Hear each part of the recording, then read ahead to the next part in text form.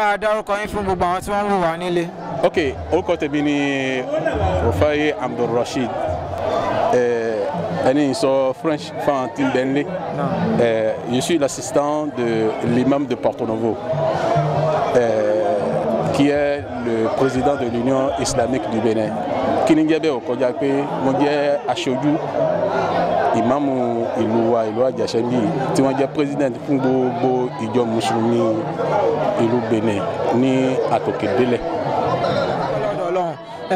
À ń ṣe wàlímọ̀tò Quran ní ayé yìí, ẹ wá bá a sọ ní èdè Faransé bí wàlímọ̀ alukuran bí ó ṣe pàtàkì sí, ẹ bá a jẹ́ kí àwọn èèyàn mọ̀ ní èdè Faransé. Ok, fáwọn tí wọ́n ń gbọ́ èdè Français, alors je crois que c'est une très bonne chose.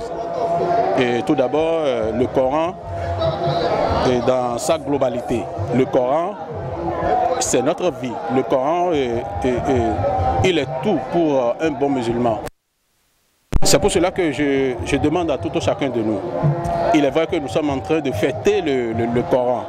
Mais il faut aussi obliger les enfants, dès leur bas âge. Ben, vous voyez tout à l'heure, ce sont des petits-enfants qui ont mémorisé le Coran et apprendre à lire le Coran. Donc c'est une très bonne chose, car le prophète alayhi salatu wa salam,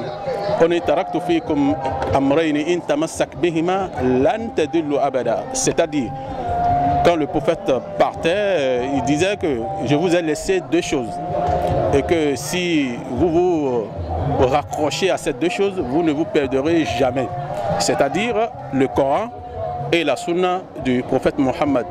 Donc je crois qu'à mon avis, c'est une très bonne chose de célébrer, de fêter et la fin de la lecture du Coran, et surtout pour les enfants. Et je crois que presque tous les parents, toutes les familles ici présentes vont rentrer chez eux avec un bon souvenir, avec quelque chose dans leur tête que prochainement ce sera le tour de mes enfants. Alhamdulillah, quand on dit que à Chadoua, on dit que il est cher, les Jomiloju, les Topo. Shege TV for Islamic and cultural programs and news. Ok.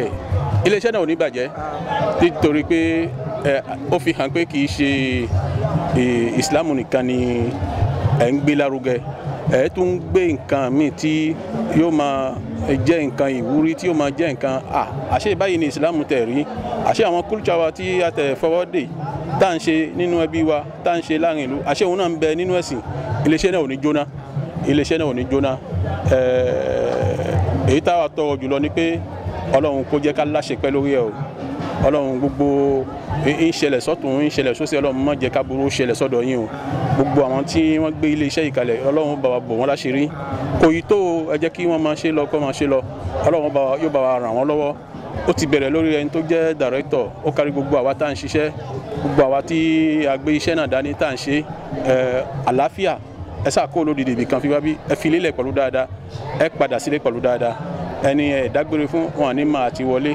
Ọlọ́run ọba yóò máa yọ olùṣọ́ yín nínú sísọ, yóò máa yọ olùṣọ́ yín nínú pé à ń ká nǹkan, yóò sì máa yọ olùṣọ́ yín nínú pé a fẹ́ gbé kalẹ̀. La hawla wala quwwata illa billahil aliyyil azim. Àwọn ọmọ oníwàlímọ̀ wàyí yóò ṣe wọn láwọn ọmọ tí wọ́n dàgbà, yóò ṣe wọn láwọn ọmọ tí wọ́n yè fáwọn òbí wọn. Irú eléyìí wù mí fẹ́mi fáwọn ọmọ tèmi náà, ó ṣàwùwọ́ náà fáwọn ọmọ tiẹ̀. Ǹjẹ́ bó bá ti wù wá, ẹ̀jẹ̀ á dunnú sí ká yọ̀ sí ìdùnnú tiwa. Ọlọ́run jẹ́ kí àwọn ọmọdé yìí ó dàgbà sínú ẹ̀sìn, kó ṣe wọn láwọn ọmọ tí ó jù wá lọ nínú owó, wọ́n ó jù wá lọ nínú mímọ̀, wọ́n ó jù wá lọ nínú làákàyè, wọ́n ó sì jù wá lọ nínú orúkọ dáadáa. Wassalamu alaikum wa rahmatullahi wa barakatuh.